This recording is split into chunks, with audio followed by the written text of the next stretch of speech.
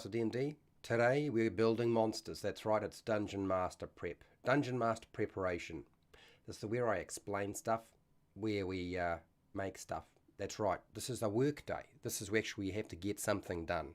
It's not just about talk today. No, there are things to be considered. And you always have to consider monsters. So, for those of you who've not been part of this particular tutorial, this is all about the process of building monsters. I'm going to put up a poll for those of you who are interested. If you are interested, that's great. If you're not, that's fine. It's all good. I'm not too concerned about that. Okay, anyway, it seems like the sound's coming through fine. Noroak is here by the looks of it, or is that a very old comment? I think it's an old comment rather than a newer comment. So for those of you who've been part of this sort of thing before, you'll find that the presentation today is done in 4K. All the slides are in 4K this time, okay? My suggestion is get some dice ready, but also get your brain working because we're going to build a monster. That's why I put the poll up in the first place.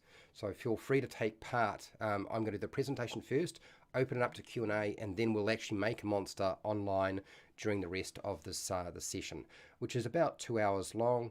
And hopefully that's enough time to get something done, whether it be lore or a stat block. And I'm aiming for a stat block, but we might do lore. We'll see how it goes. In any case, let's get on with the show. I think we're just about ready to get this going. And you go over there. Thank you very much. And get that there. Okay. I apologise if my voice is a bit messed up. Grab some food, some drink, get comfortable. It's time to talk about monsters, people. Hi, welcome to How to D&D. Pardon me. Hi, welcome to... Oh God, I'm going to have a hard day today. Hi, welcome to How to D&D. Today, I want to talk about monsters. I could talk about toothpaste and toothbrush, and apparently that's one of the most popular videos I've ever had on my channel, but no, it's Dungeon Master Preparation. Lesson 3, Building Monsters. Well, what do we know about building monsters? Hopefully enough to get you by. The overview for today, what will I discuss? Monster stat block builders. I'm going to talk about those different types of monster stat block builders out there. Inspiration for your monster creation. Monster building process. Doing the monster story, the sorts of questions you should ask about creating your monster story, and then I'm going to talk about D&D Beyond's monster creator because I'm going to use that, and then miscellaneous recommendations because I always do. That is the overview for today. My objectives whenever I do something like this is I will explain the process, I will demonstrate, and I want you to participate in the process of making a homebrew monster. That's right, you take part. Now, if you didn't know, D&D Beyond has a homebrew monster builder. It's for Dungeons & Dragons 5e. It's free. You can use it without paying a thing. Generally, you can access almost everything, but I would say it is probably one of the better tools out there for building monsters if you want it to do all the maths for you and lay everything out and make it look like an official Dungeons & Dragons 5e stat block. Now, given that we have many different types of builders out there, we need to move on to what's the inspiration for monster creation? How do we actually make that work? What does it look like? Well, first off, I'm going to start with brainstorm. Use a page, a piece of paper, a pen, a pencil, whatever. Write down some words, draw a picture or a sketch of your monster if you can do that, and just get an idea of what you're doing with this monster. You can use books and movies to give you inspiration and ideas. There's plenty of books and movies out there. Google search will give you plenty of images and ideas, as well as Pinterest art. There's lots of Pinterest art. ArtStation, DeviantArt websites. Use all of that. Also, one of the big things with Advanced Dungeons & Dragons and Dungeons & Dragons full stop is the combination of real-world animals. You take a real-world animal and you combine it, and you can create a new animal or a new fantasy monster. You can combine existing fantasy monsters to make a new fantasy monster. There's plenty of opportunities here. Even going back into folklore can be really useful. Now that we've got some idea of how to get the inspiration and get the ideas down onto some sort of paper, Monster building. What does that look like? I mean, the actual process. Okay, first off, we create the monster concept. We've done that. Describe the monster's appearance. Okay, now you can do that in text. You can write it and type it out, or write it by hand. You can select an image or draw a picture. There are actually plenty of places where you can get somebody else to do the drawing for you. You don't have to draw it yourself.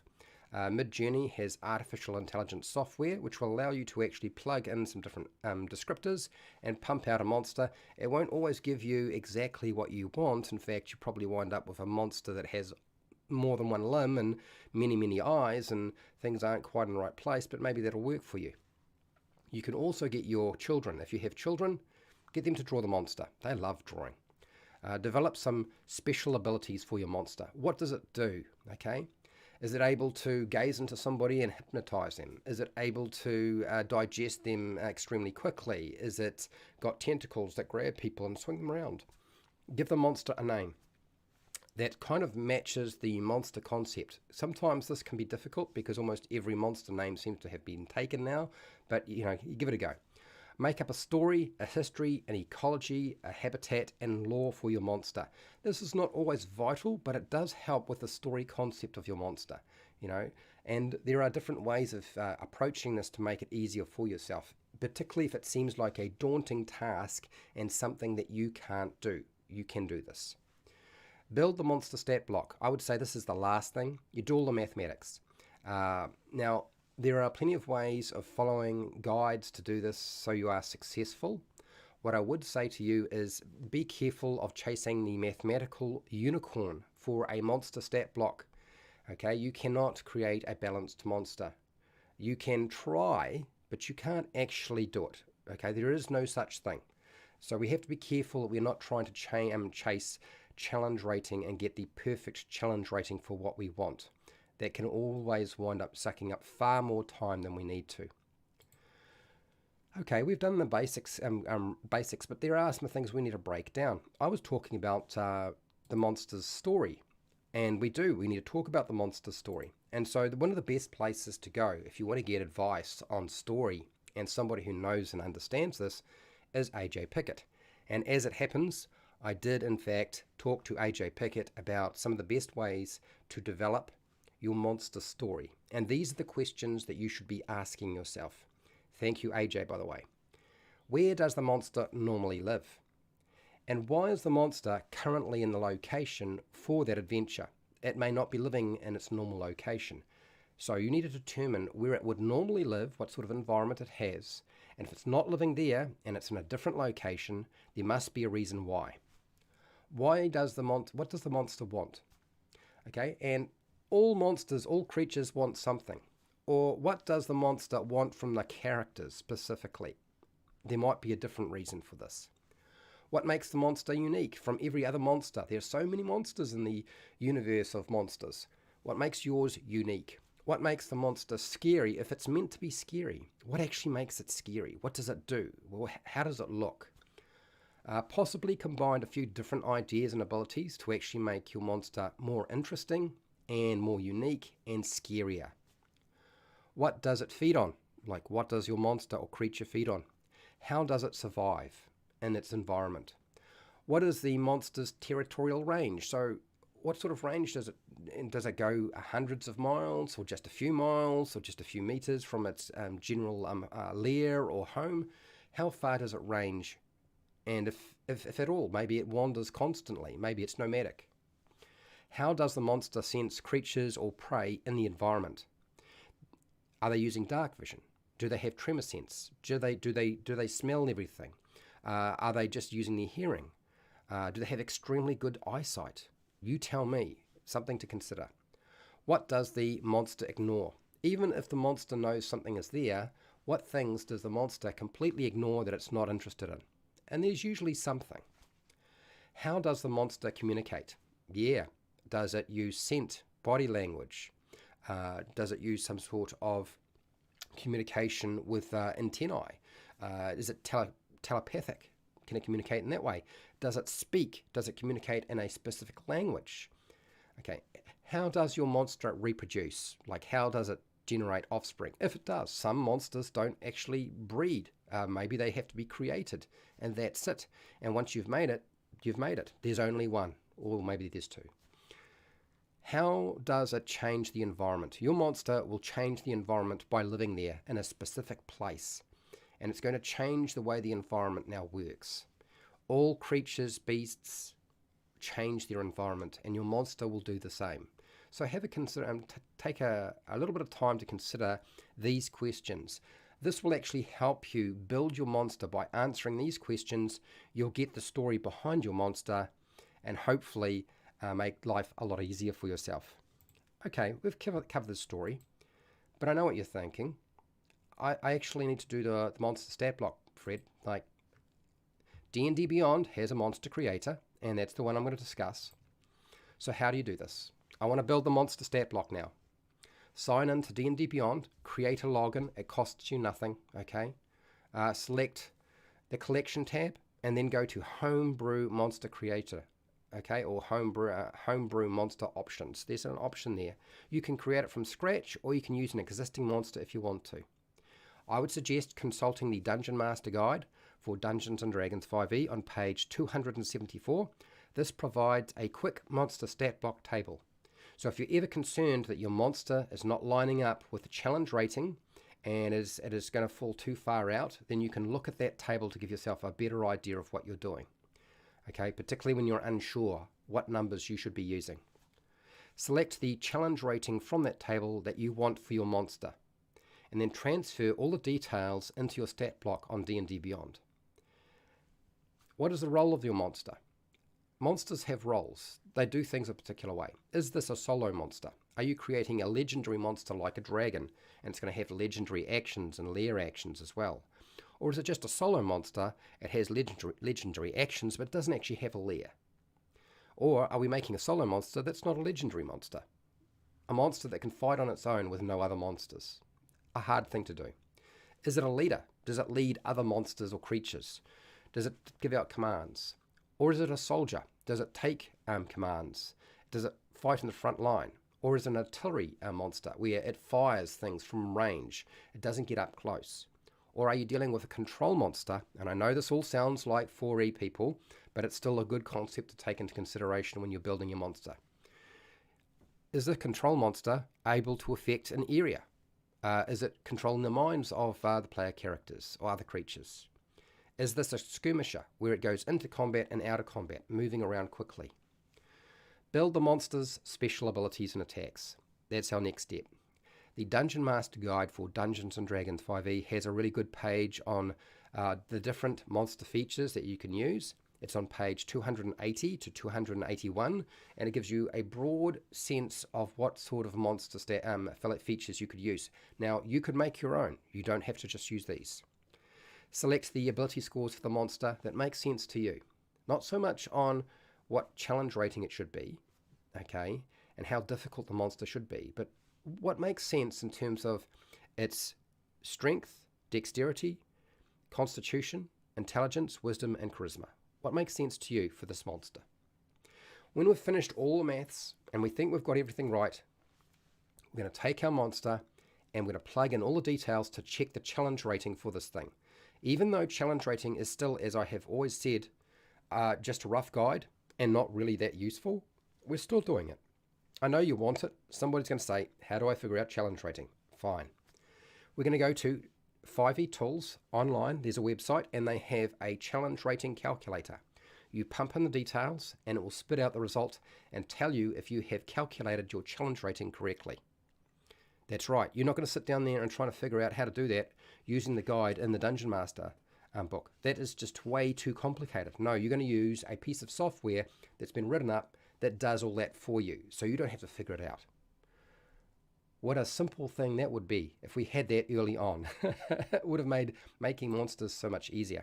Now, when I do anything here, I always want to give you some sort of miscellaneous recommendations, and I do have some recommendations for you. The monster will always feel a little unfinished. It's very hard to feel completely satisfied with a monster when you're building something. So don't let the perfectionist nature that you might have inside you stop you from completing the monster. Sometimes a monster is good enough, okay? Even if you don't feel like it's finished, because it always does feel a little bit unfinished. I have this problem. It's type A personality, perfectionist. It's one of the worst things you can possibly have. Okay, it's great in some aspects, but it's definitely going to lead to a short life and you never get anything finished. So, sometimes the monster is good enough. It's easy to fix or fixate, should I say. It's easy to fixate on a stat block and the building of the stat block for your monster when you're doing a monster creation. But ultimately, a stat block is just a set of numbers. It doesn't actually help with the story. It only helps with running the battle. If you have a fight, you may not even have a fight with your monster. So consider the story as well, not just the stat block. Avoid judging the value and quality of your monster that you have created, because you aren't likely to be you're making this to sell. You're not trying to publish it on the open market, okay? You're making it for your group, more than likely. And this advice here was never designed to be for somebody who is trying to publish seriously. You need to know quite a lot of information and have a fairly good idea of what you're doing if you're going to publish. This is for somebody who's just trying to make a monster for their home game. So that's a lot of advice, and it seems like in some respects maybe not enough advice, but I can assure you it's really all you need. So please let me know in the comments section how you've been doing in terms of making monsters. How are your homebrew monsters looking? What have you made in the past? Have you got any questions? Use the comment section. And hey, till next time, keep rolling those 20s.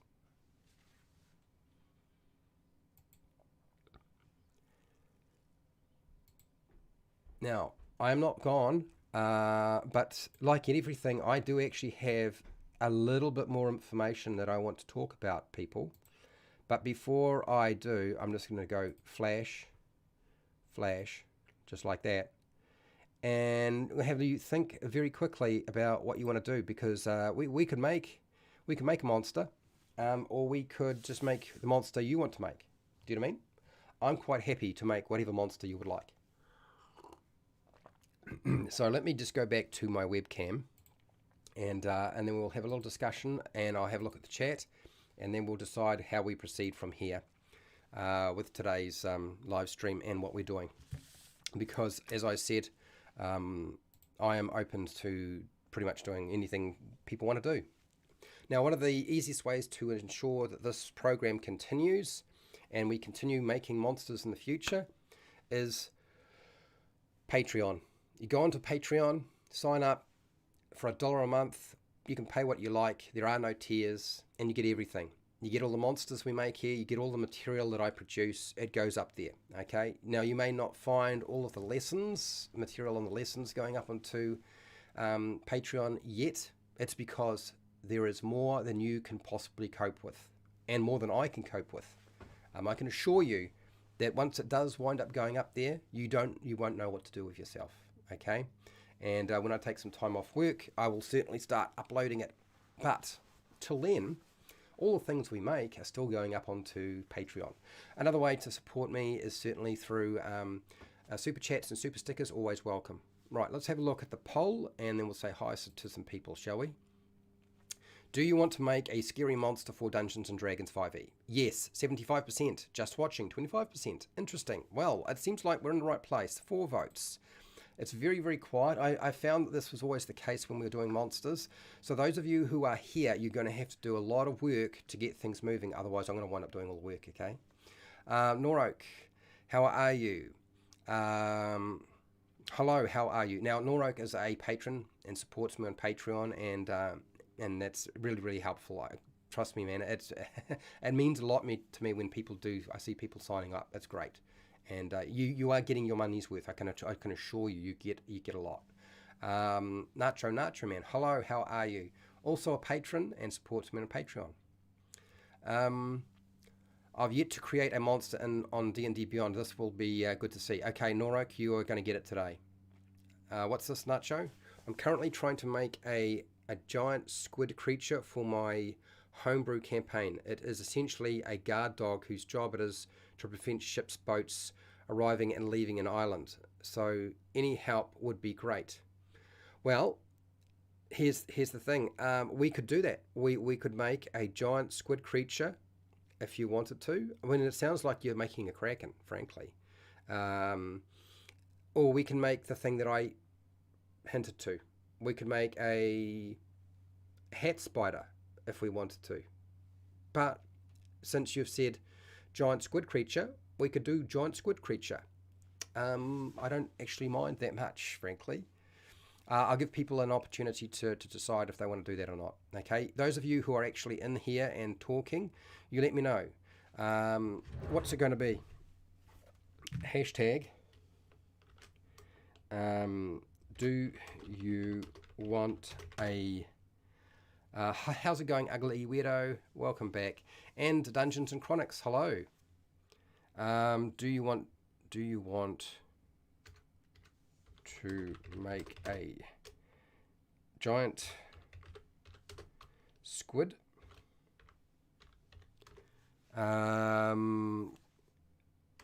creature or hat spider? Now I'm being a little silly with the hat spider, I'm aware, but given that I wear so many hats, I felt like it was something I had to tickle. You're easy. So I'm going to let people sort of decide, and while I have some water and sort of find my bearings, and before we decide to start whacking down onto this. Creative flow. Now, I guess the other question is, are we doing the stat block or are we doing the lore? I mean, I know that most of you will probably find a hat squid. We're kind of doing, it's kind of like a hat squid. You like the kraken, but the kraken is a bit OP. So yeah, so you wanted to tame that down. A giant hat. Well, I know we're going to go to a giant hat. But giant hat, squid, kraken, but OP. Okay, all right. So people are starting to think about what they would like to do. All right, so what I'm going to do is I'm going to note down a couple of things. Pirate hat squid monster. So how many have we got here? So we've got hat, 3 hats and 1 krakeny squiddy thing. Okay, it looks like we're doing a hat. Okay. Hello, Fendar. Now, Fendar is also a patron and has been supporting me for a while, and he's also a moderator. And how are you doing? We were just deciding about what we're going to do. And I think what we're going to be doing, for those of you who did notice it or didn't notice it, is we're probably going to be making this thing. Okay? And yes, it's kind of squid-like because it's got multiple little things coming off it. And yes, we're going to do some stuff with it that's kind of squiddy-ish. So let me just explain what you see here. Many years ago, I created an adventure. I created an adventure. Godfrey's Evil Hats. Literally a combination of the Robinsons, James Bond, Doctor Who, and various spy movies, and Dungeons and Dragons. And of course, spiders and hats had to be involved.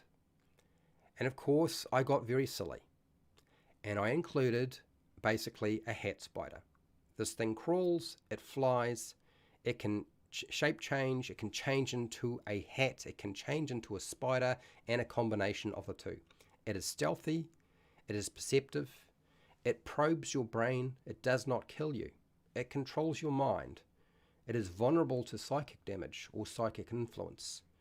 And so it is a nasty monster because it's trying to take over you. It's not trying to kill you. It's the sort of creature that an entire village would be terrified of if they realized that the hat that they picked up, that they found on the ground and put on, was in fact not the hat they should put on. This is the hat spider. How are people feeling about the hat spider now? Dude, squid. Nacho, less magic, more psychic attacks. Oh boy, that thing, that's right. Do you remember that? Yeah, this is the thing I'm thinking we should do today. And the squid idea is a good idea, and I will certainly make a note of squid. You've got me with squid and kraken kind of concepts as it is, but let's let's roll off back away from this thing, and let's find a suitable place to begin our process. That is the window. I need to make sure that I have my workshop up. I believe I do. And let's just get this window working. Just bear with me, people, while I, pardon me, burp, while I fix this. We're going to need D&D Beyond to do a monster. I will need the chat up on my phone. No, I don't want that. I don't have time for... Oh, shizers. I just pushed the wrong button. You wouldn't believe how foolish that was. I had it all ready to go, and I just pressed the button, and it disappeared, just like that. So, for those of you who are thinking, squid, spider, which do I pick? Squid, spider. Don't worry. I feel like we're going to be pretty much covered with this thing. Okay? And I would highly recommend to any of you who are unaware, I actually have a Discord. And that Discord, basically, this is a good place to actually suggest monsters. If you're a patron, you just use it Patreon, you know? That's what it's there for in the first place, is you go to Patreon, and away we go. Sea spider. You want to stick this thing under sea as well. My gosh, that seems terrible. Doesn't it seem terrible? Anyway, let's go over to our main screen, because we're going to do some work. I will need a lot of help from those of you who are here today, because although I have a fairly good idea of what I'm doing with this thing, I am pretty sure I'm still going to need some help. So I'm just going to jot down some basic concepts that will help. And that is the crawl, the fly. There's no way they're getting away from this. And I feel like somebody is suggesting it needs to swim. So I'm going to add swim in there. Why would I do that? Because I am an evil bastard. Okay. Shape change. We've got to have shape change because we want it to be able to disguise itself as the hat. Stealth, because that's what stealthy things do. And I feel like a spider is pretty stealthy. Even if a hat is not. Perception, because perception is the super skill and we want them to be able to be perceptive. 6, we want a brain probe. Oh, when I see the word probe, I think old-fashioned alien movies, don't you? I know I do. And as for a giant hat, we'll come back to that, because there may be a day where we end up creating a giant hat villain lair. We'll see how that works. But now, for those of you who think that I am taking the piss because I'm wearing a hat, you've got to understand something about me. I wrote an adventure about this sort of thing. And so part of my creative process is I've actually got to fill in all the details because I didn't put everything in there. And the person who is trying to put together this adventure doesn't have all the information they need. So I have to create that. I never have time to do that. So why am I doing it now? Because otherwise it will never happen. And I want you to be able to see all of the awesome artwork that they created for that adventure. A very high persuasion. They're not going to need to persuade anybody if they've got their probes stuck in your brain. Okay? It's all over Grover, mate. Once those probes are in, we can do whatever we like. Okay, so here we are. This is D&D Beyond. Okay, so let's have a look. The question is, how can we make mind control scary to the characters without taking... Okay, so first off, I want to just say it right now. Player agency. I know everybody says, oh, you shouldn't take player agency away from the players. Bullshit. Bollocks. Nothing against you, Fender, but it's bollocks. Monsters should be able to do that. And we want to be able to do it to NPCs for sure. Like, that's got to happen. But no, we don't need to worry about that sort of thing. The whole point is, once we get a hat or two onto one of the player characters, the other player characters have got to get rid of those hats, right? In some way, they've got to do something about that. And the only way for a monster to be able to be scary is to do something that requires taking away control of their character in some way. That is part and parcel of the nature of monsters. The worst monster is not the monster that kills you and eats you. It's the monster that takes control of you and uses you like a meat puppet. So we're going to do that. Hats in the merchandise store. So first off, no, I don't have this image on a hat in the merchandise store, if you hadn't figured it out. The siege, adding the siege property. No, we're not making a giant hat hat crab creature. Pirate hat. Okay, all right. Let's work our way through this. So first off, we're going to collections, and then we're going to go over to create a monster. Now, I was thinking really hard about how do I create a monster that is terrifying in many respects, but still there's still an opportunity for players to actually contend with it, because I want them to be able to deal with them in some way. But ultimately, this monster has to be able to dominate villagers, peasants, other NPCs. I have to be able to do that with this thing. Okay, it's instrumental to the adventure that I had written. It's also instrumental to screwing with the world. If you want the world to be able to be screwed with, then you need to have a monster that can take over commoners pretty easily. And this is where we're going. We're going down this route. So the Sturge comes to mind, but there's another monster that also comes to mind, and that is the Intellect Devourer. Now the problem with the Intellect Devourer is it's actually quite a high challenge rating. It's not like it's a small challenge rating. In fact, it's extremely high. So when I looked at this, I thought, well, probably the best way to deal with this is to look at something like the Sturge. So we're going to use an existing monster, and then we're going to go through, check all of our maths on it first before we start fiddling with it, because I don't want it too far out from there. So Sturge, Sturge, my friend, where are you?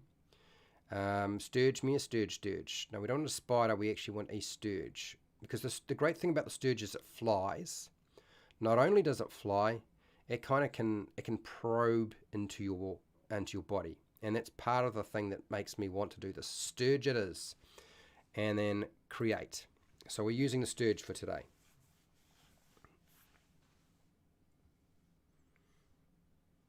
It could be. All right, so first off, Sturge is not the name we're giving it. We're getting rid of that. We're going to call it Hat Spider.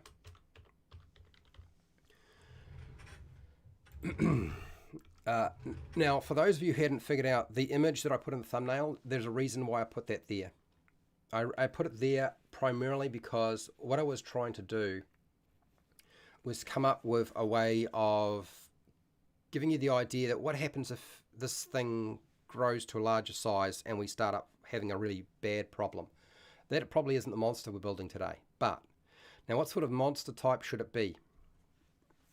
Now, I'm looking here at the monster types. I don't want it to be a beast. Is it an aberration? Is it a celestial, construct, dragon, elemental?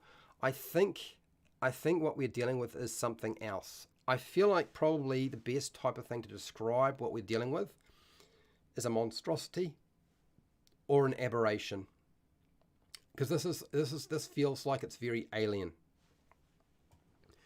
So let's go with, for now, aberration. This is a nightmare creature. How's it going, Byron Lee? Sturges are nasty. I remember fighting them once in the adventure. Yeah. Yes, this is we're using the Sturge, as I said, not because we're trying to kill the player characters. It's a tiny size, so it's already worked out in terms of how big we need to be. Oh my! Why have I suddenly got the? Yeah, it sounds to me like an aberration. So Noroak and Fendar agree with me. We're going to leave this alone for now. We're going to come down here. There are a few things that we need to contend with. This is why I've got the Dungeon Master Guide opened to page 274. There's a reason for doing that, and the reason is I need to check what we have here. Is this going to work? So first off, this is a challenge rating 1/8, the Sturge. I'm fine with it being a 1/8 for the hat. Hat Spider can be 1/8. That's fine. So that challenge rating may or may not be correct based off this maths here. So first off, proficiency bonus is going to be a 2. It doesn't actually list it here as being 2, but we know that it is a 2, so we're going to remember that, okay? It definitely is a sentient hat. Phase spider hat. Yeah, yeah. Making it teleport would be terrifying in too many ways. So I think we'll leave that alone. The next thing, armor class. This armor class on this creature for the Sturge is 14 rather than the 13. Now, I'm fine with it being higher rather than lower. Does it make sense that the creature would have an armor class of 14 rather than 13?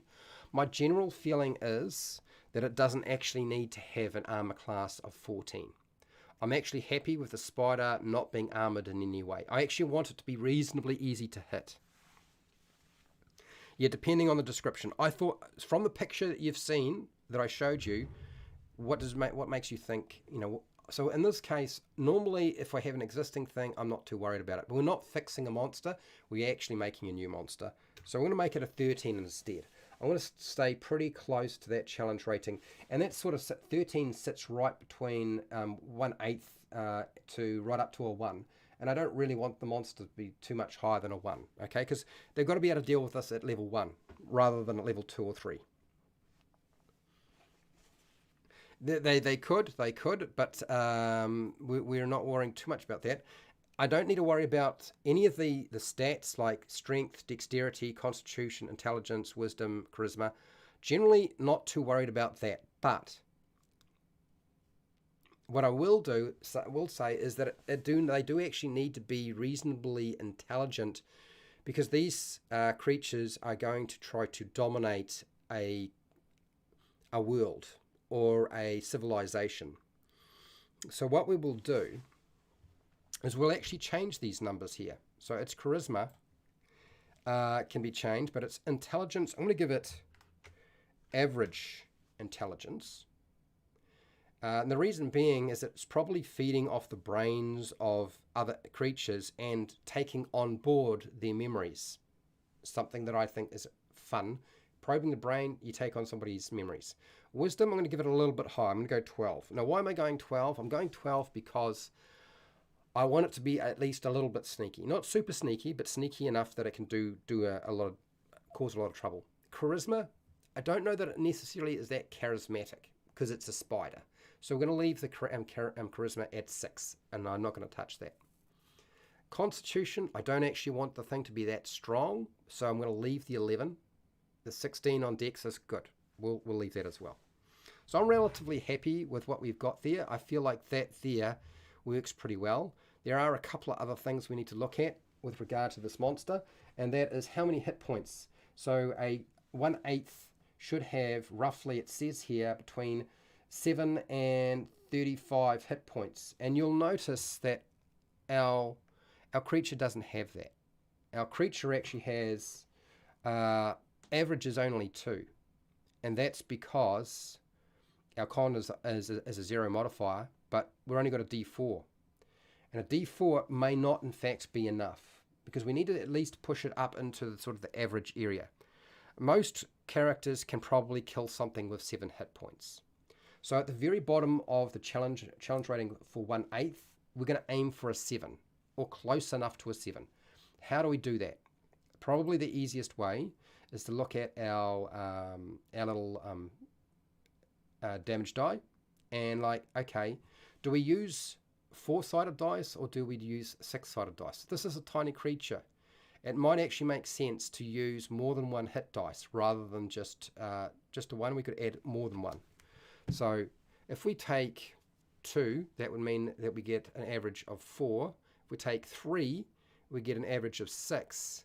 If we bump our constitution by a little bit, we get our 7. And that's probably the smartest way to do this. So I'm going to type in here 3d4, and then we're going to go roll along here, and then I'm going to look, okay, so the average is going to need to be about 7. So to do that, we're going to need to have at least a 12 in con. So it's a relatively durable little creature, and this will wind up being a 7. Okay, so 3d4, average would be 6, plus 1 for con. Actually, that's not going to work, isn't it? Because we get a plus 1 each time we go up. So that is, if I do 2, that's 4. We can wind up at 6. I think maybe the solution is easier. Let's do this instead. We'll go 11 and we'll use 4. 4 of them, and that'll give us an 8. 8 hit points on these little spiders.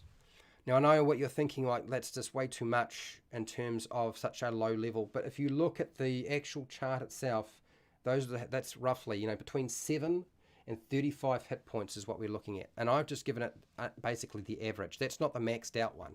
The maxed out would be 4d4, which is 12, and we're only dealing with 8. So, yep, I think that's fixed that problem. Now, the next thing that we need to consider is our attack bonus for a 1/8 creature. Should be at least a +3. Currently, it's probably going to be sitting quite a lot higher than that. So we're going to scroll up and just have a look and see what this Sturge has. Problem is, any kind of creature that has such a low modifier to actually hit is probably never going to hit. And the reason that we have such a high modifier is because of our dex. So it winds up being a 5. Okay, so we could leave the 5 or we could drop it down. That means changing a lot of other things as well. If we change our attack bonus from a 5 to a 3, we need to adjust dexterity. Do we really want to do that? We want it to be quick and sneaky, don't we? I know I do. So I think probably maybe the better idea for this is to leave that alone. And that means that we're going to be 2 points higher, which means it usually pushes up the challenge rating when you're 2 points higher by about 2. So it would be about a half challenge rating in its current state. Can I live with that? Yeah. So it's a little bit more powerful than I had initially expected. Because remember, challenge rating is broken up into defensive and offensive. We can check all of this later. I think it comes down to what do we think it should be rather than what do you think it is going to be. I think maybe this is probably the better route. I'm just sitting here and pondering our options here. +3, dexterity, armor class, hit points. A +5 at level 1 is actually not bad. It's actually pretty good. It means you're probably going to hit more often than not. It's down to damage. Damage is actually going to be way too high for what I want. So I think what we'll do is we're going to have to forget about a lot of what we have assumed with this. We're going to go up and we'll look at our damage output. Our damage output is way too high. This creature would currently kill a commoner, and we don't want to kill the commoner. What we were trying to do is we're trying to probe their brain, okay? And the only way to probe their brain is to do this the right way. So I'm going to type this here, and I'll put brain probe. Okay, maybe the easiest way is to put bite. Bite, and then we can put our probe in. I think that's probably the easiest way. So we'll make that a bite. Our bite does too many points of damage. Right now it's doing 3 points of damage, which is way too much. So we're going to use, in this case, what is our strength modifier for this thing? It's a 4. It's not actually that strong. It's actually very weak. And if I want to do only 1 point of damage, how would I do that? Well, there's a lot of minuses going on here. Maybe we don't use dex as its bite, which doesn't make any sense. This is one of the problems when you look at a monster and you're trying to make something. Right now, I'm having to contend with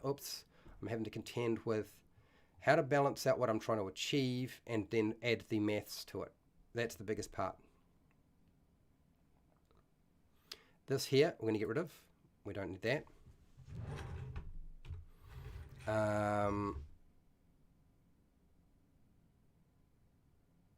Between a spider, a large spider, and let's put hat. hat and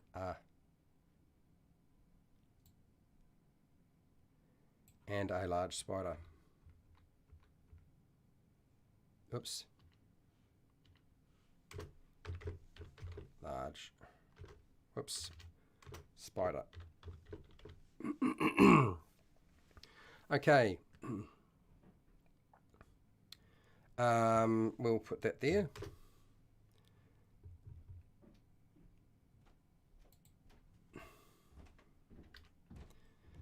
The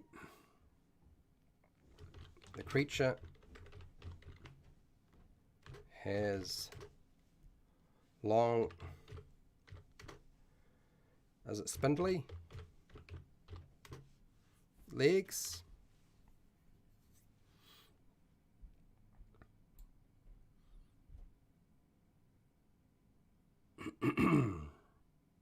Ending in ribbons. That way we can wrap our ribbons around something.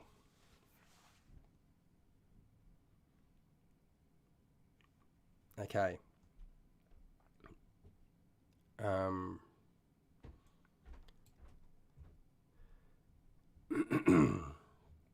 Okay, so we are going to go here. We'll go here. We'll get rid of this for now. That just gives us a very basic rundown of what it's going to be. Okay. Let's look at the next problem, I guess. Damage output. I want to keep the damage output low. So we're going to go with, I really only want about 1 or 2 points of damage. I don't want it to be high. A DC of 13 is fine. If we're dealing with DCs, that would be perfectly adequate as far as I'm concerned. So let's deal with some of the easier things. We'll come back to the fighting stuff, and we'll deal with our speed and how we move. So we don't have a language so much. Do we give this thing a language? I'm inclined to give it common. Reason being that it's probably probed the mind of other creatures, and common's such a common language. So like, let's put common as a language that it knows. Add a language. Is it going to let me do this? Cancel. Okay, so I've got to save this. I forgot about that. You've got to keep saving. One of the things you'll discover, what are you doing? Is it not letting me do this? Hat spider 1.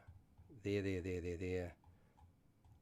Okay, let's see if it does this. Leave. Let's see if it fixes it. Sometimes I've made the mistake of making too many changes rather than going in there and actually just doing something with a, let's make a copy. Let's see if the hat spider actually showed up. There it is. Okay, so we got it. Didn't lose it. Hat spider. So a whole bunch of things we need to contend with. Language, common. Let's deal with language, common, and then we'll deal with some of the other aspects of this creature. Okay, add our language, common, whoops, too far, common, there. I'm going to add that one. Sensors, good point. What have we got in terms of sensors? Right now it's got dark vision to 60 feet.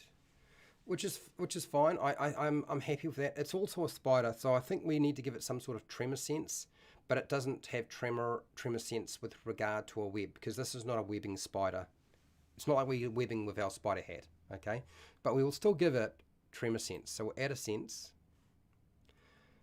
Tremor. And I think that should be adequately added. Okay, so I need to give the range for our tremor.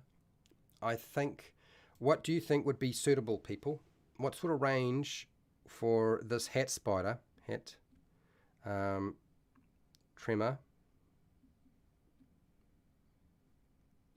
sense, range. What do you think would be reasonable for tremor sense? Remember, they can only feel tremors by being in contact with something, such as walls and floors. Tremor sense can still work in this way. They would feel it through their their legs and their body. As long as it's in contact, somebody's in contact with the wall or the floor or the ceiling that they're in contact with, they can sense that they're there. So what is our range going to be? Have a think about that.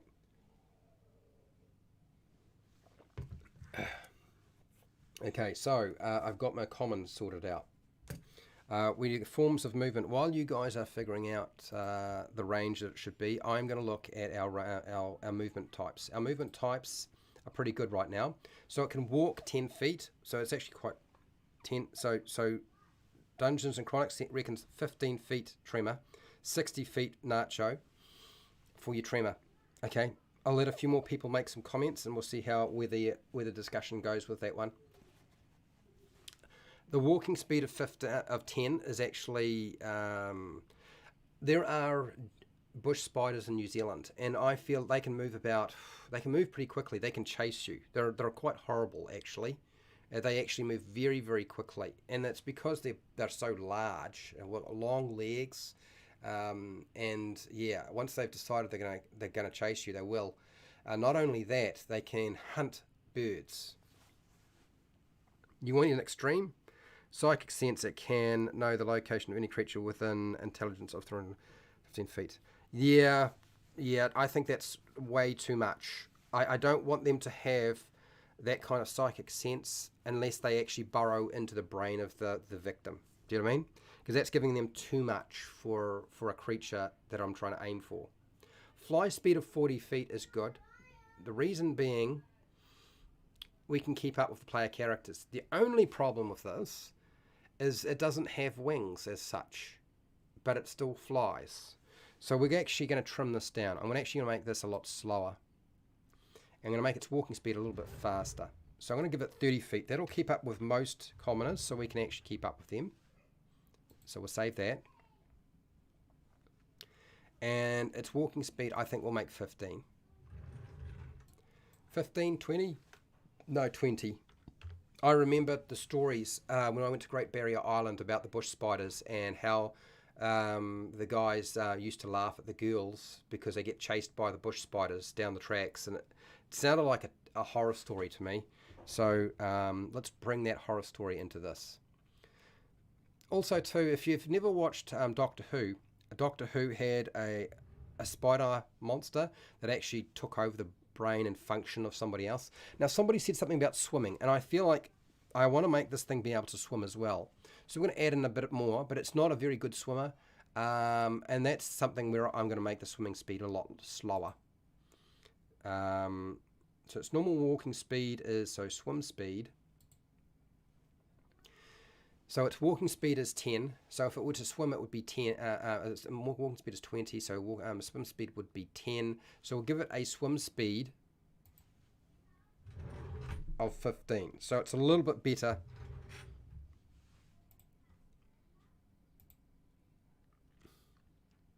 Okay, how are we looking? So if it was trying to walk up to you, it's not going to be able to keep up. If it's flying, it's going to do better.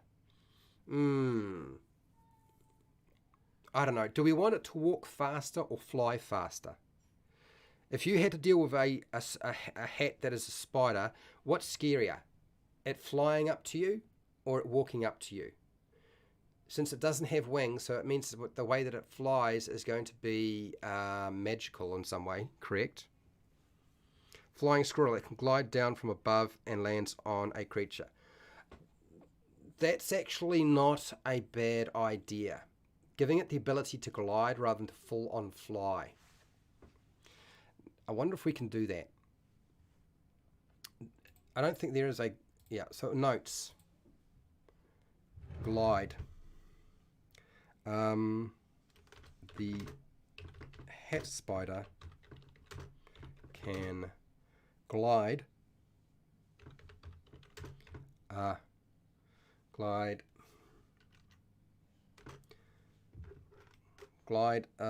from above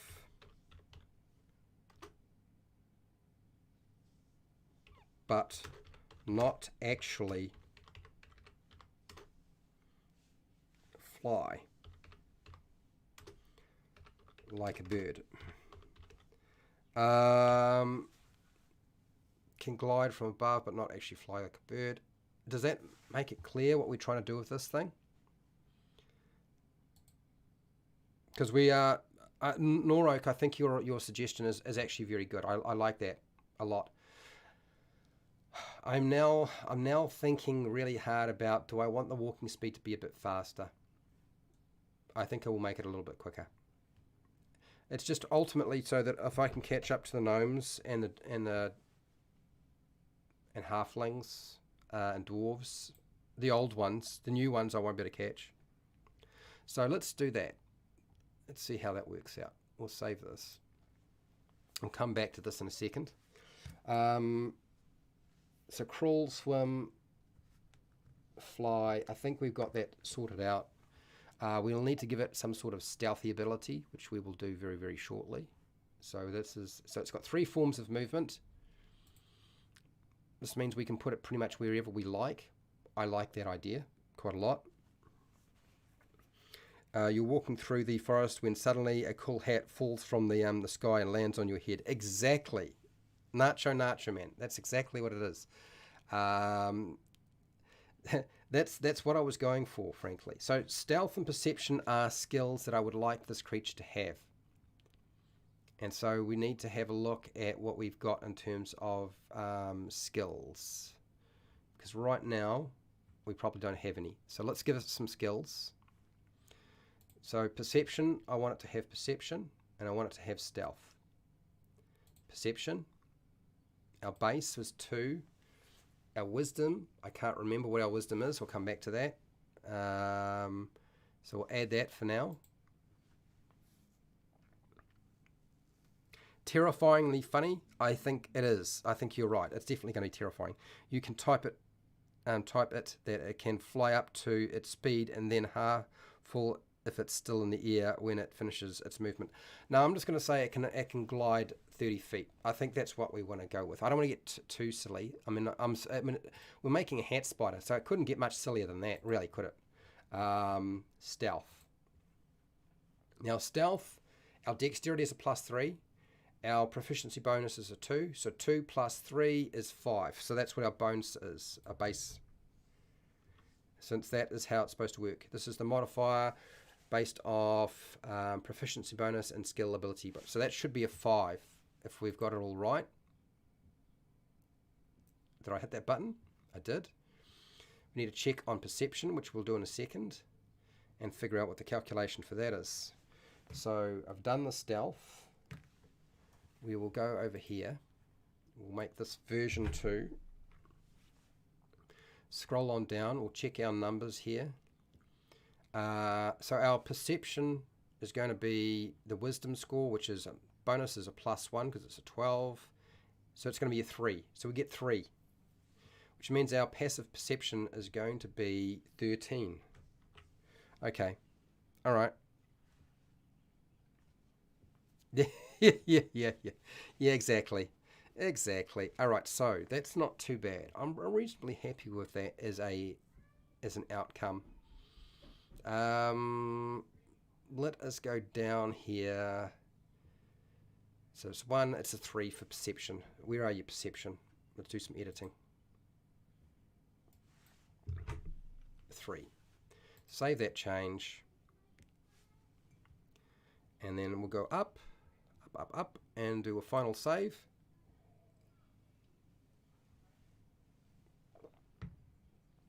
Okay, so with any luck, we have the 2 skills that I wanted. They're done. We still have to deal with vulnerability to psychic damage. Remember how I said I wanted to be vulnerable to psychic damage? Let's make sure we add in that vulnerability. So we'll go in here. This is version 2 now. Should have been version 3 actually, but let's just put version 3 for now. And then we'll go down and vulnerable to psychic damage. There's a vulnerable section down here somewhere, isn't there? Vulnerable, where are you?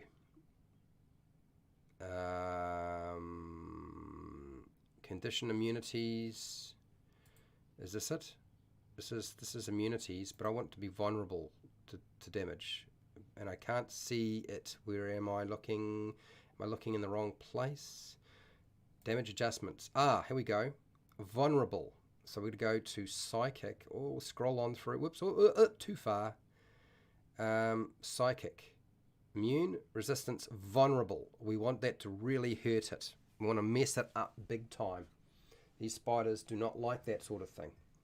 They feed on brain juice and brain energy. Can't suck too much out of the brain, otherwise their creature dies though. Okay. So that is that bit done. So we've got that mind control. Brain probe. I also want it to have shape change. So this is kind of like a monster trait, a special trait for this thing. Here's my problem. I think what I want to do here is I want to do something less crazy and just use an existing monster feature. What would be a good monster feature to contend with for being able to disguise yourself as a hat? Essentially, this is what it's trying to do. Yeah? What's a good way to do that? I think false appearance might be the solution, actually. I don't know what you guys are thinking, but I think that's maybe the solution, is like a... Pardon me. Let's see if we can find somebody with false appearance. What is there? There is animated armor.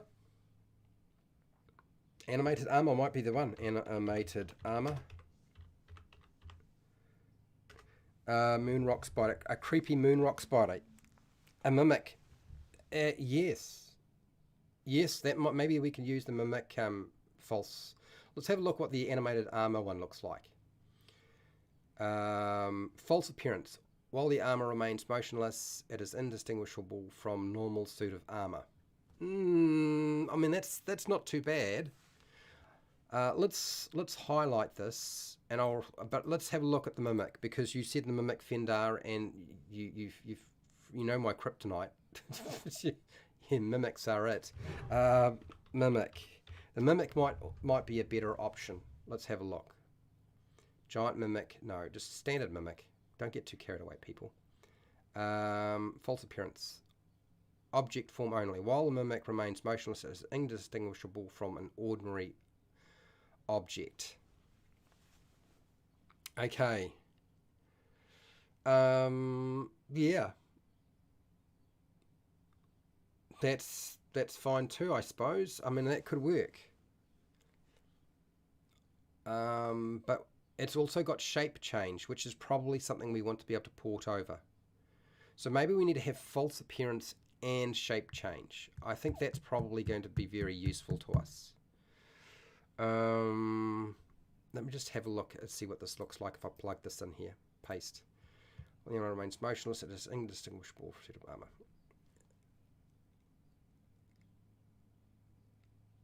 Okay, so but that's only in the object form. I actually think you're probably right. I think actually, because that's not going to be, and it's any other form, it's not going to work. Hi, how's it going, Chris? Chris has a YouTube channel, by the way. You should go and check him out. Chris, you can put the link into the, you can try putting it into the chat, and if it comes up and it's not blocking you, I'll authorize it, okay? Yeah, it does have the shape change feature as well. I think you're correct, dude. I think this is where we need to start, is we'll go with the shape change. Copy. We'll put this in here. Paste that. We need to make some slight adjustments to this thing, but we'll get there. And then we'll also take the false appearance. Copy. Paste. And I'm going to add in another feature so I don't forget. Brain probe. Probe. Full stop. A mimic dragon hybrid? Probably not a mimic. No, we're doing a hat. Creating a hat. For those of you who don't know, we're creating a hashtag hat spider that controls your mind. So when our player characters or NPCs put a hat on, we have now control of them. While the hat spider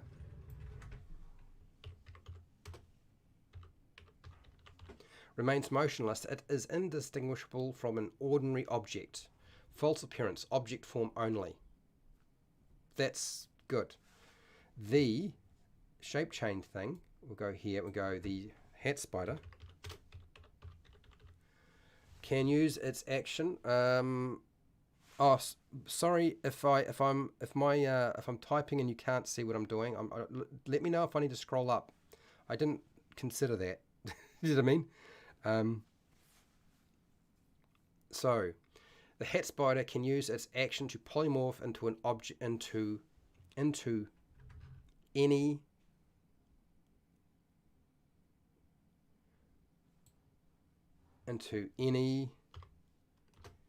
hat form.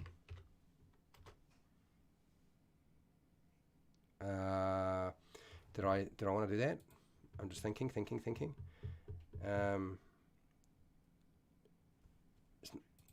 Hat form. So we can be any form, not just a top hat, but any hat, or back into its true form.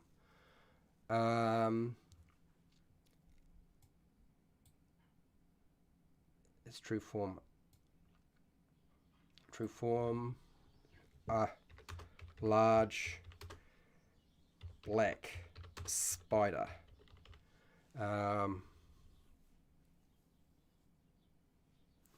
Does that make sense? I think that does. What do you got here, Norok?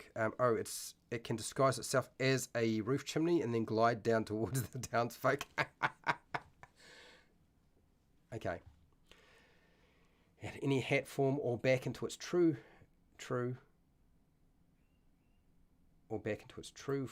form. A large black spider. I think that's better. Otherwise, the sentence looks weird, doesn't it? Helm too? Okay, fair enough. Dungeons and Chronics, you did make your point. Hat or helmet. Oh my.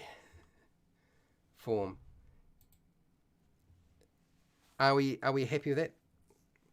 So helmets have been included. Well, Norok, it's not hats, it's not anymore. Yeah, the Gamers Hall. Thanks, Fred. Yeah, the Gamers Hall is the where you want to go. So, we've got that bit. Now, its statistics are the same in each form. Yes. Any equipment it is wearing or carrying isn't transformed. It reverts to its true form if it dies. That is nice.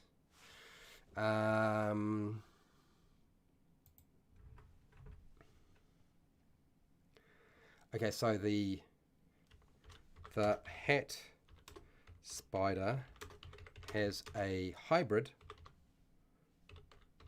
I'm just adding this in, sorry people. Hat spider has a hybrid form that looks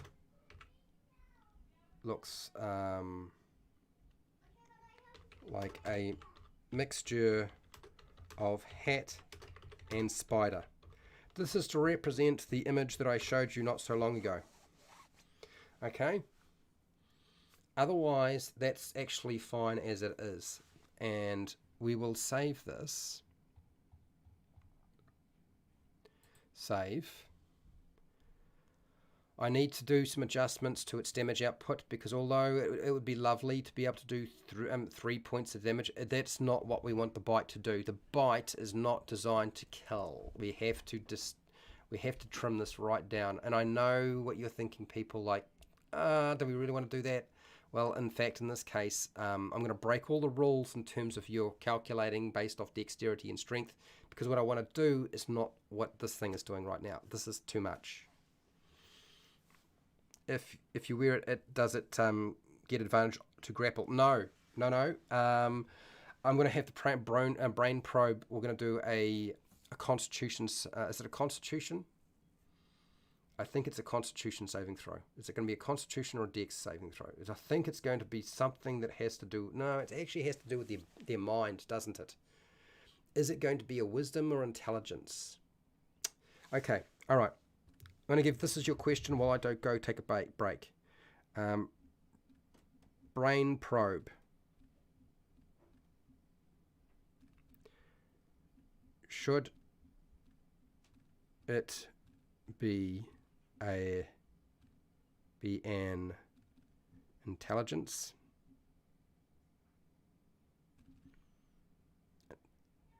Intelligence, wisdom, because what I'm the bite is what's going to get it started, right? Or charisma.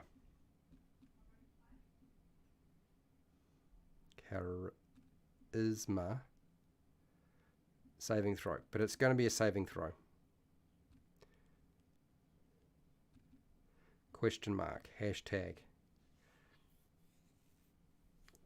Right, so this gives you people time to have a think about that while I go take a short break, since I've been going for about an hour and I need to take a break. So let's I'm going to leave you with the hat spider as my image for right now, so that you you know what we're dealing with. I will be back in 5 minutes or less.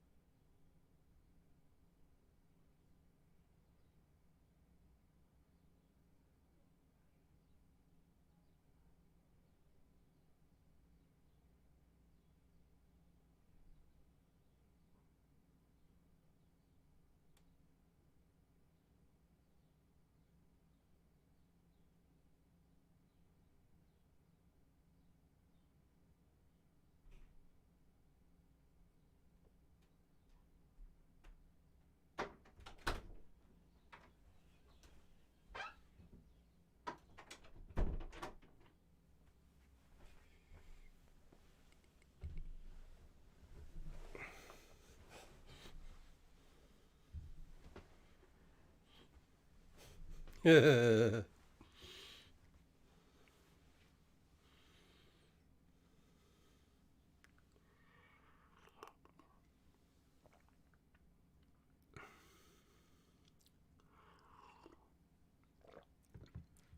can see you guys scheming.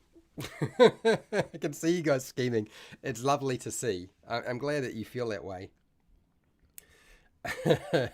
It's quite funny, actually. I have to say, I'm like, you guys are really thinking about this, aren't you? In any case, we're coming back. I'm returning. Okay, let's go back to what we were doing. We haven't ultimately, by the looks, have we decided? Nobody said decided. One person has voted that it should be a wisdom saving throw. They haven't said anything about whether it should be intelligence, wisdom, or charisma. Have a think about it. We're trying to control their mind, take over control of their mind. What would be the most suitable thing? What about if we have a look at the intellect devourer? Because I feel like the intellect devourer kind of does a lot of what we're trying to do here. It's kind of like taking control, right? Intellect. Devourer. Okay, now, is there a monster that does actually take over your control of your mind? Is there a special feature out there? I don't remember if there is.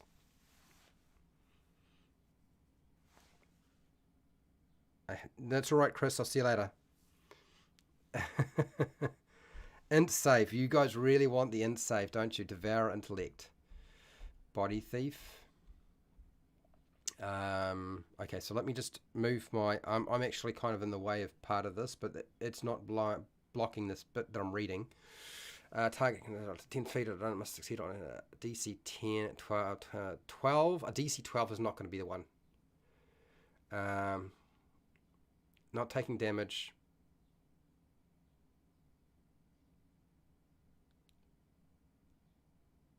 Okay. So, and then there's the body thief thing. It's hard to know how to make this work. So we've got one person, Nacho, wants wisdom. We've got a few people who want int. I'm not actually against the idea of int.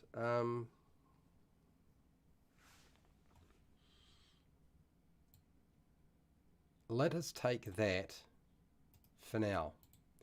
And I will plonk it into the brain probe feature.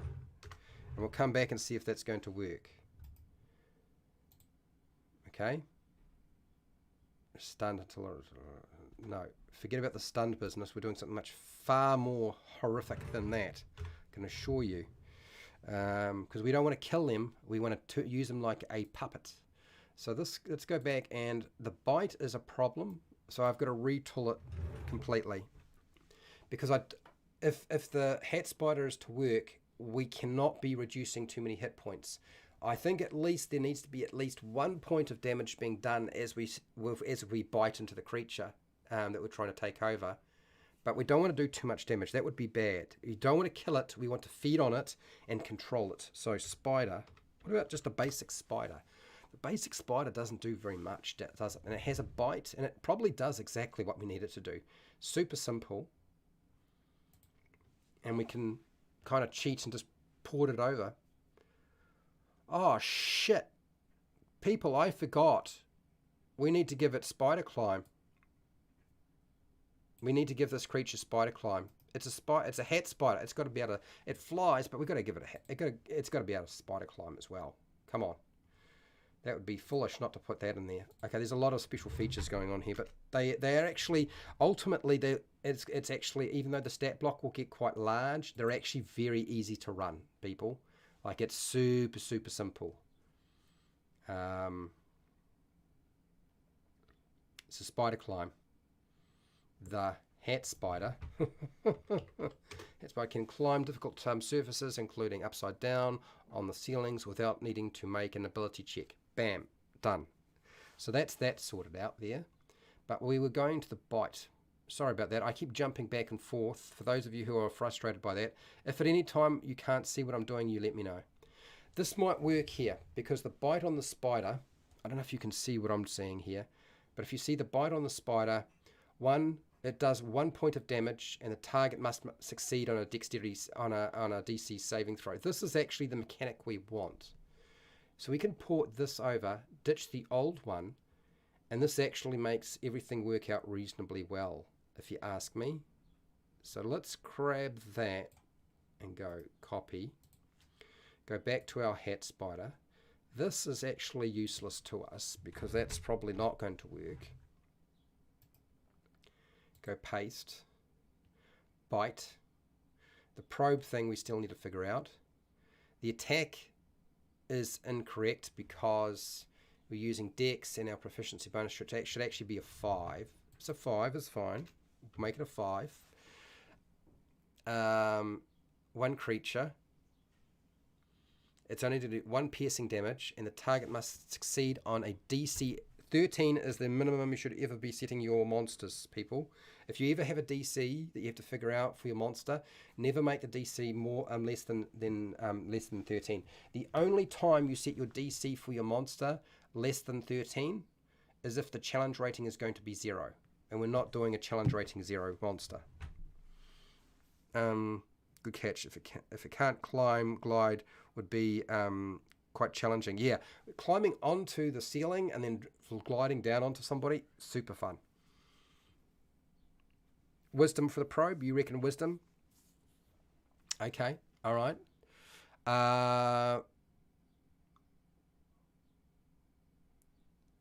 Okay. So this is interesting. This is going to be what I want to do is I want to make it incapacitated. By probing it, by using this, it's going to be incapacitated. Saving throw.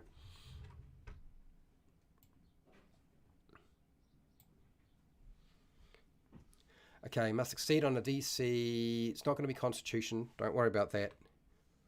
Saving throw or become what is it? Incapacitated. Now I'm pretty sure incapacitated means that I can pretty much do whatever the heck I like to you now.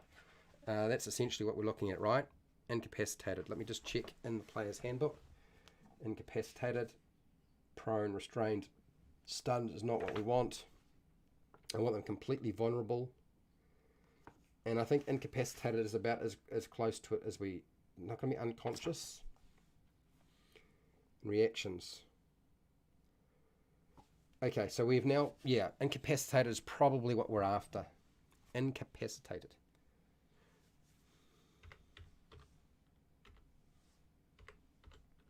Incapacitated. Okay. That's all right. I think that works. They can still move, yes, but this is what the brain probe is going to be all about. And this is it can't be this. Constitution is not the one we're going to use. I think probably wisdom is probably a good idea. Wisdom. I'm just trying to think, is this the right way? What we're trying to duplicate is taking over somebody's mind, right? So dominate person or monster is probably the effect that we're looking for. So if I look at something that's a dominate spell, because there are a bunch of dominate spells, and the only difference is with this creature is the dominate thing is only going to end when the creature is dead or somebody removes the hat. Dominate. Dominate person, dominate monster. What are we dealing with here when we're doing a dominate? It's wisdom. For person or for the monster, it's wisdom. So, okay. Wisdom it is. DC 13 wisdom saving throw or become incapacitated. That means they can't remove the hat themselves. That's super simple. Does hardly any damage. The victim is still at our mercy, and then we can do stuff to it. Now, this is where it gets tricky, because there are some things that I want to do with this, and I guess my biggest problem is if we layer too many DCs or saving throws into this, we're going to actually make the monster unusable. Like if we're going to bite and attack roll, then a wisdom saving throw to take control and to become incapacitated, I think we need to do something else with this. I think what we'll do... Oh, this is the tricky bit. I have to say, shape change, we've got that sorted out. We've got the stealth, we've got that. For the life of me, I'm not entirely sure how brain probe should work. Why is it that I don't know a solution to this? I know what I'm going to do. I'm going to look at what page is it? Page 280 to 281 in the Dungeon Master Guide might actually have a solution to this, if I think about it now. I didn't finish doing the tremor sense, did I? So we need to go back and... Why is our perception not altered? Somehow we lost some information along the way. Wisdom's 12. That should be a 13. 12 to 13. Should be 13. Passive. Okay. That. Okay, we'll save this. Okay, so moving down, and it was it a skill? No, it was a sense, tremor. We needed to edit this. What's the range? Make it 30 feet. 30 feet is still a fair amount of distance. We'll save that and see what that looks like.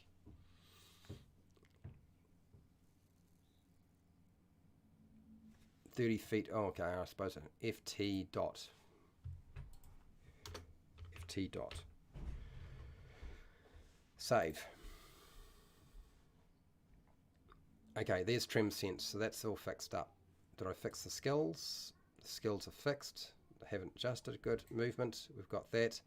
We're not giving it a climbing speed. We've given it a walking speed, a flying speed. Okay. I am kind of curious as to how this now looks. Still, my biggest problem is mind control. But I think right now we're looking reasonably good. We're going to go 4, version 4. Save one more time.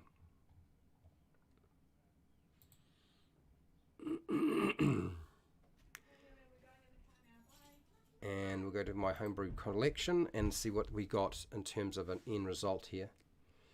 Hat spider. There we go. There's the hat spider.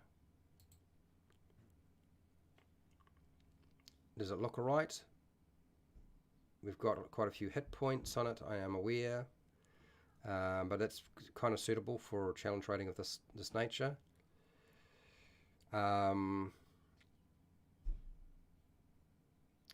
We still haven't figured out the brain probe. The bite, I think, works out perfectly fine. Them still being able to move but not do anything else is kind of creepy. That's exactly why I want it to be creepy. The whole point is to make this thing as creepy and horrible as possible. Too many 5e monsters are not creepy anymore. They are just what they are. Do you know what I mean? Okay, so that's all good. That's all good. We've got all that there.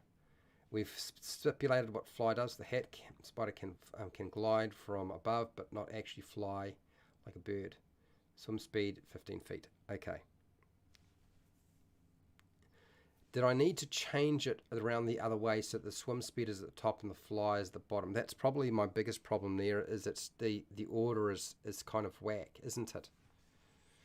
Edit. Let's go down some movements. Can I adjust this up and down or something like that? Or do I have to delete the whole thing? I probably have to delete the whole thing, which sucks. Let's go copy. So we'll delete that and put fly 30 feet.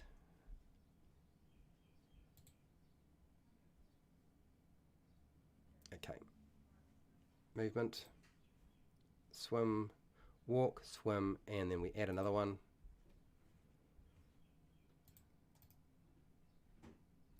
That's that one. It's flying. And it flies 30 feet. Save it. Hopefully it will reorder it so it's not in that funny sort of, that's probably better. Okay, so that should have come out a little bit better than what I was hoping for. Okay, so let's have a look at this section in the book on different features for monsters, because there's got to be something here that will help me with the brain probe thing, because the brain probe thing is like the whole point. At the end of the day, alignment, I'm making it. What's the worst evil that we can have? Chaotic evil is usually the right one. Is it lawful evil is too tame, or is it neutral evil? I cannot remember. Chaotic evil, neutral evil, lawful evil. Does anybody remember? I'll put it down as chaotic evil. Hashtag. What is the worst evil alignment? I'm giving this an alignment, people. Don't freak out on me and say that the Dungeons and Dragons doesn't use alignment anymore. Okay? Just tell me what you think is the worst one while I look at this. These monster features: aggressive, ambush, amphibious, no. Blind senses, no. Brute, chameleon skin, no. Cunning, charge, constrict, death burst, no. Enlarge, ethereal, false appearance, we've got it. Flyby. Say chaotic is the worst. Chaotic evil. Chaotic evil is pretty much evil for the sake of evil. Yet this is exactly what I want. I want something that the players have no qualms in killing. So chaotic evil it is. So this has got, there's got to be a creature that mind controls. What creature mind controls? For the life of me right now, what creature mind controls, people? Does anybody remember? And I'm not talking about a spell. I'm talking about an effect. Mind controlling. Self-serving? Yeah, it's not really self-serving. She's much worse than that. Okay, so hashtag. Hashtag. What monster mind controls?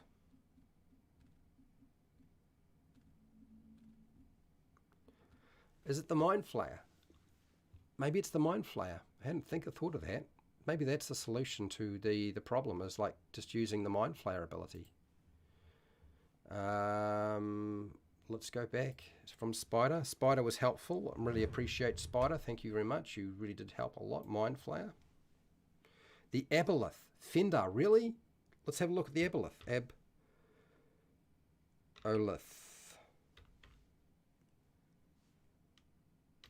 Aboleth.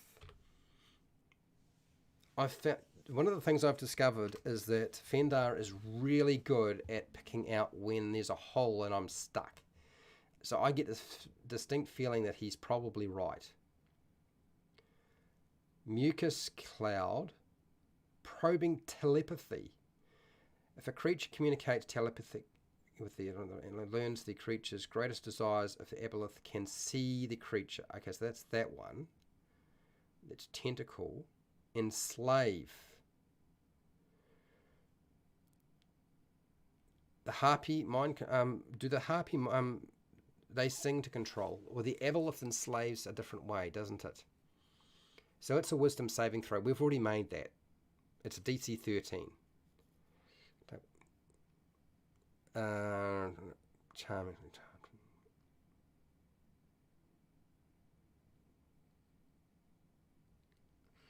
Enslave actually may be the solution. I hadn't even considered that, dude. That's certainly an option. Let's say enslave is on the cards. Let's have a look at another one. Somebody said harpy. I believe it is Chris said harpy. Let's have a look at harpy. Harpy. No, harpy. Harpy.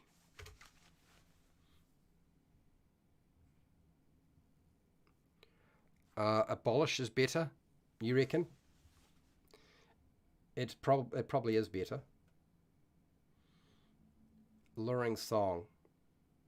Okay. Happy sings a magical melody. Blah, blah, blah, blah. It's way too complicated. I don't want that much sort of... Yeah. Not happy with that, but...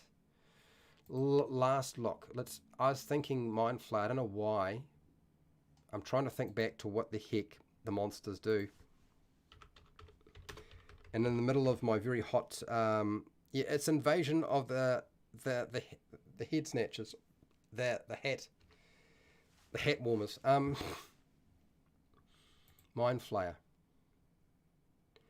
Extract brain, mind blast, magic initiate.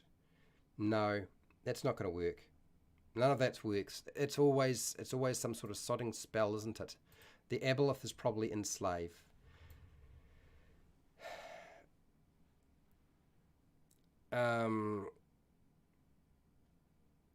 Let's take the whole thing. I don't think I'm going to use the whole thing. And we'll go back to our brain probe here.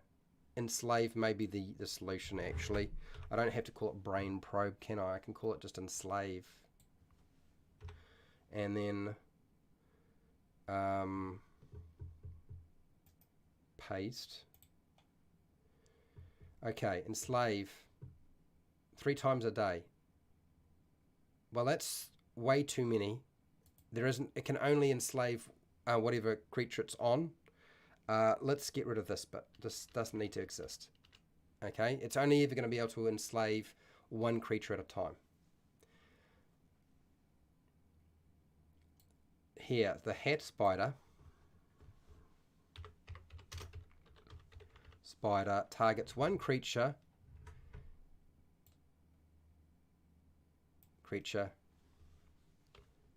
It has incapacitated.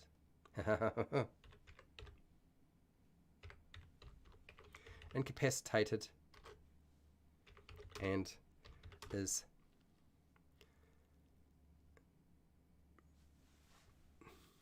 it's got to be sitting on the head. That's where it needs to be. The hat spider targets 1 creature. It has incapacitated and is wearing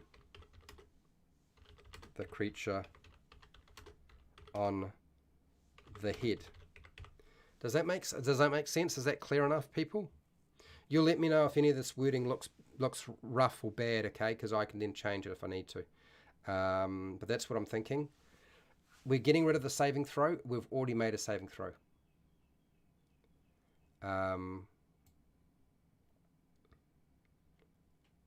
The target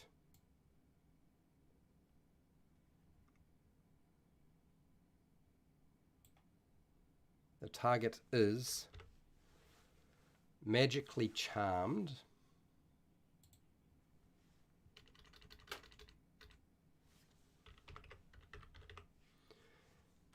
by the hat spider.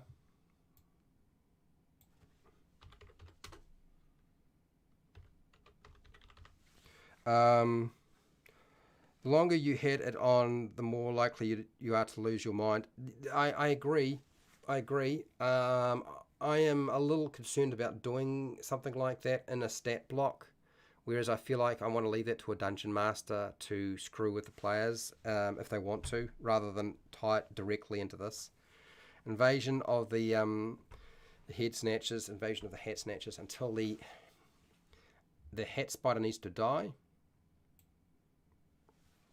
Until the hat spider dies or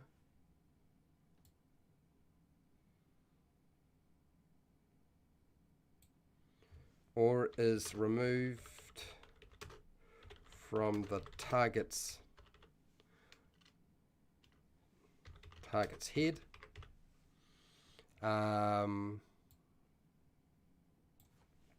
I think that's not too bad. Okay, so the target is magically charmed by the hat spider until the hat spider dies or is removed from the target's head. Charmed target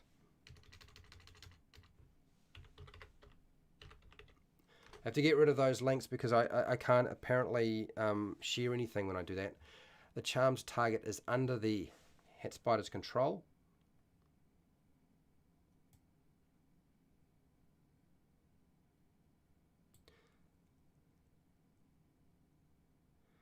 Okay, it was under the hat spider's control and can't take, not reactions, any actions. Do I need to stipulate actions, bonus actions, or is somebody going to be able to figure this one out? Take actions. I'm going to spell it out. Bonus actions and reactions. And the hat spider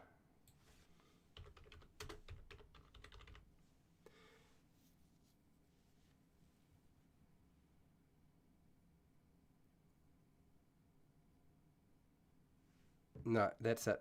The telepathy thing, we don't need to worry about that. Get rid of this. Okay, so that eliminates them doing anything. Target's head. Oh, what have I done here? Target's head. So, Fender, you just point out, what have I done that's messed it up here? You've got here target's head, and I've put here targets. Oh, targets, thank you. There, target's head, sorry. Till the hat spider dies or is removed from the target's head. The charmed target is under the hat spider's control and can't take actions, bonus actions, and reactions.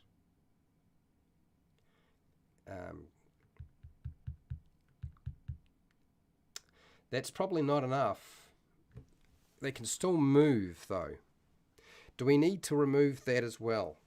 Do you need lesser restoration in order to remove the spider?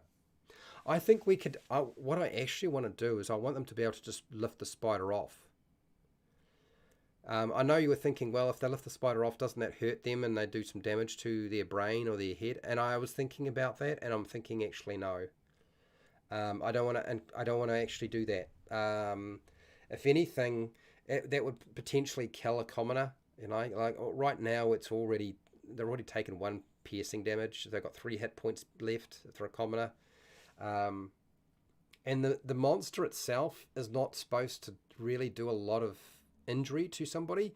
It's more to try to take over control of them so that we can have our player characters intervene. That's what ultimately, I mean, the hat spiders, when they come across them, are going to be sitting on villages and commoners, not necessarily going to be on the head of a player character. And if they do wind up on the head of a player character, the rest of the party are probably going to try to do something about that. Do you know what I mean? I'm not worried about that so much. Whenever the charmed target takes damage, the target can repeat the saving throw. I think that's actually probably a good thing to do. So let's do that. Whenever the target takes damage, the target can repeat the saving throw. Throw for the bite. For the bite, on a success, the effect ends. Can also repeat the saving throw when no, we're getting rid of this bit here. Now, let me have a look at lesser restoration, because we need to have just enough time to go and check our monsters' numbers, because a lot of you probably already know that the monsters' numbers are still important. We need to still check on that, just to see if we have pushed our challenge rating out too much. Lesser restoration. Where's lesser restoration? What would lesser restoration do in this circumstance that we might need to consider? Here we go.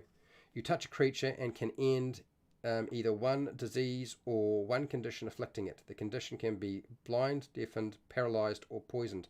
No, because the conditions, lesser restoration doesn't do that. Greater restoration would probably be effective, but this one won't. So I think we've actually got the monster finished. Much to my surprise. I was really stuck. That the mind control aspect was the hardest bit. So let's go back to my collection and see if I actually got what I needed here and how it looks. And then we can then pump in the details and just check our numbers. Hat spider. Okay, what does it look like? Tiny aberration, chaotic evil, armor class is nice and low, hit points are 8, that's fine. Swim speed, so speed is 25, swim speed is 15, fly speed is 30, but that's gliding. We've got all our stats, charisma, intelligence, wisdom, constitution, dex, strength, okay. We've got our perception and stealth, we are vulnerable to psychic, dark vision, tremor sense, passive perception, those are all fine. Common, it's got a language. We've got our challenge rating, we've got our shape change, that looks fine. False appearance is there, spider climb, and slave. that it hasn't patted, and where's head? Okay. Okay. So yes, it's not too bad. I think we're there. There's a great huge space here. I don't know why I have got a great huge space. It's just trying to fill out the stat block, isn't it? That's what it is. So attack and the wisdom saving throw really means that now we can use the enslave ability. Okay, that's really all it was. It's just to take that from putting it to there. I'll put it into here. But it also means as a dungeon master, you can decide that your spider does not use the enslave ability because it's not actually an action. It's not an interaction, not a bonus action, not an action. It just happens as part of this. Is that a bad thing? I actually don't think it is. I think we've got enough layers to ensure that enslave makes sense. Otherwise, it would be just too much. Yeah, okay. All right, that's good. Now, looking back at websites, where is the website for the challenge? Yeah, there it is. Come on, you. Do I need to copy? Copy the link. All right, go over here. Chuck it in. This is this link, what I was talking about before, people. This is the calculator that we're about to use. I will enlarge this a little bit because you can't see anything, because neither can I. So our challenge rating was aiming at 1/8. It's probably not going to be 1/8 now. I can't wait to run the spider. I've got some fun ideas brewing. Good, Noroak. It takes control of the target's body, kind of gets the point across without specifying the actions, and includes movement. Yeah. I mean, Fendar, I can take that bit out. It's just I noticed that a lot of players have arguments with their dungeon masters about this stuff, and I just don't want that to have to happen. Do you know what I mean? Okay, so let's reset this. Okay, let's go through and add in. Expected challenge rating is 1/8. I don't know that it will be. Hit points. We've got 8 hit points for this thing. Our armor class is a 13. Our size is tiny. Our hit dice is the D4, but it's got 4 of them. It's telling me that 4 is too many. 3 would be more appropriate. Oh, actually, then I can go back and adjust that. That's kind of handy to know. Let's just do that now. So we'll just make it 3. Where are you? So maybe I put too many in. Maybe my calculations were slightly out. That's fine. We'll make that a 3 instead. Cool, that was handy. Good to know. Thank you very much. Cheers for that. I'm going to jump onto D&D Beyond tonight and pimp the Grick for Cragmore Castle this week. Good. I'm glad to hear it. Now we were going back to, so Fendar was saying that I actually probably put too much information here on the target's body. Jump until the head was moved.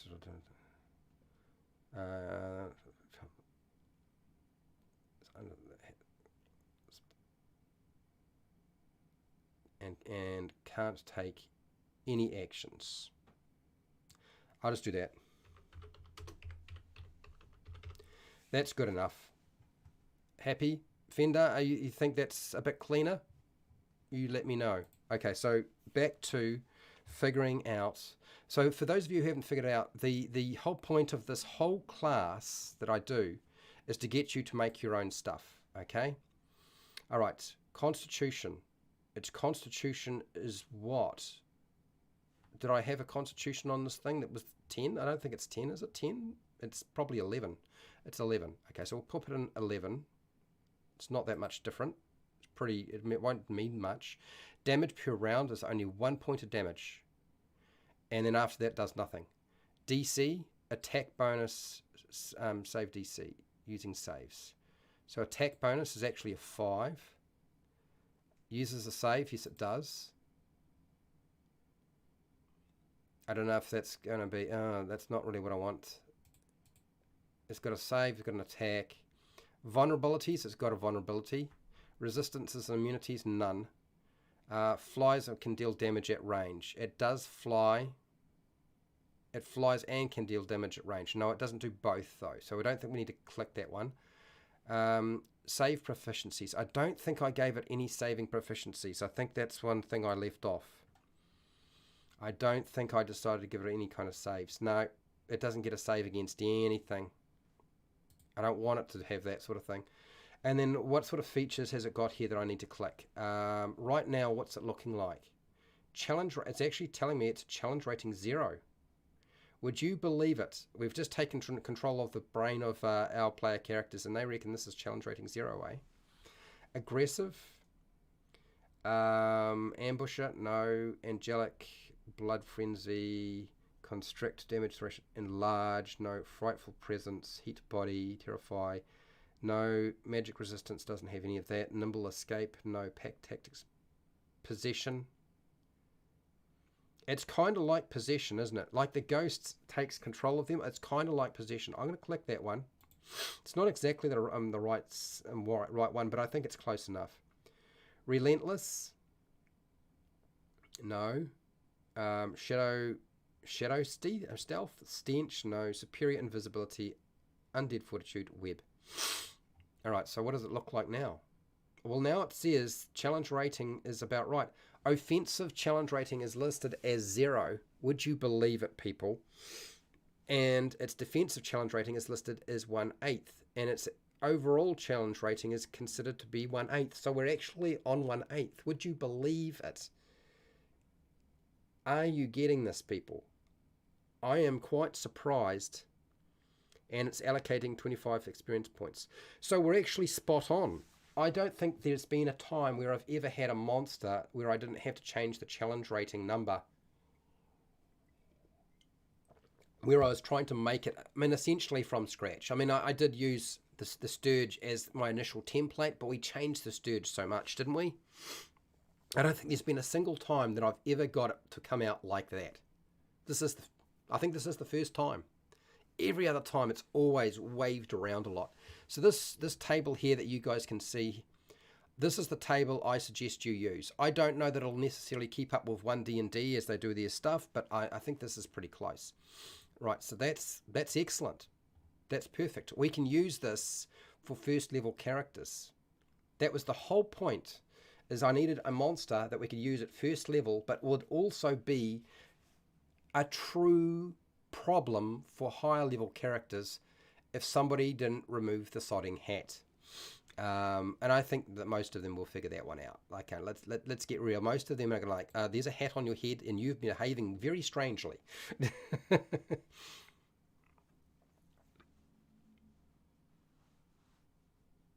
No, I'm not going to bother doing that. I think, Chris, I know what you're trying to do there, but I just don't think it's necessary. I mean, taking out the hat and giving it damage on top, I don't think so. I mean, really, all it takes is for somebody to manage to pull the hat off and we're all good, okay? And hat spider. So this is it. This is fine. I think we're done. Hat spider is complete. Very happy about that. It's not every day that you manage to actually get something completed and it looks reasonably what you were after in the first place. So this stat block is supposed to go with this awful looking monster that I have been showing you. This is the thing it's supposed to represent. So if you wanted something of nightmares, that'll do it, right? And it's a very low level monster. And I think it's frankly really interesting too. It's not a boring monster. The stat block, granted, is a bit on the big side. I would still say that the stat block is a bit on the large side. But the reality is, I mean, frankly, I don't think we could get it much smaller than it already is. Do you know what I mean? So yeah. So yes, let's say that's a success for today. Right, let's go back to my head, since apparently I have one, and and see how we're doing with this chat here. I'm going to end our poll. I'm going to thank everybody who took part. I know a lot of you felt like you were taking a back seat today.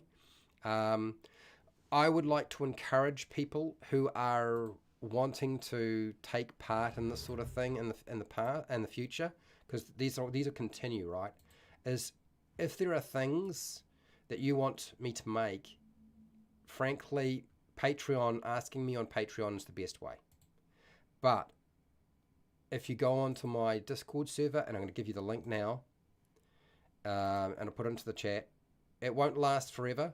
It does expire, but you can jump into there and you can suggest things and ideas. Okay, that's what the Discord is all about in the first place, is to use it for that purpose. But yes, I'm quite pleased. I'm quite amazed that things worked out the way they did. Okay, all right. So let me just go back to here, and let's get us out of here. Tomorrow we are doing the Umber Hulk.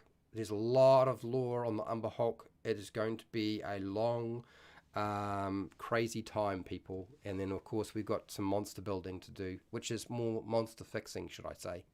Okay. So I want to say thank you to all of my patrons for supporting me on Patreon. I really do appreciate it. They are the people who ensure that this class continues. And I also want to thank the people who've been taking part in the live stream. By taking part in the live stream, it shows to me that there are people interested in this sort of thing. And I would like to be able to continue doing this sort of thing into the future. And I would like you to make your own monsters as well. And I feel like if you can see how somebody else is doing it, you'll get a bit more practice as well. Okay? So thank you for supporting me in the live chat, watching my replays of the live streams and my edited videos. And wherever you are in the world, whether it be the morning, the afternoon, or the night, or the wee early morning, please look after yourself, your family, and your friends. Be nice to your neighbours. And hey, till next time, keep rolling those 20s.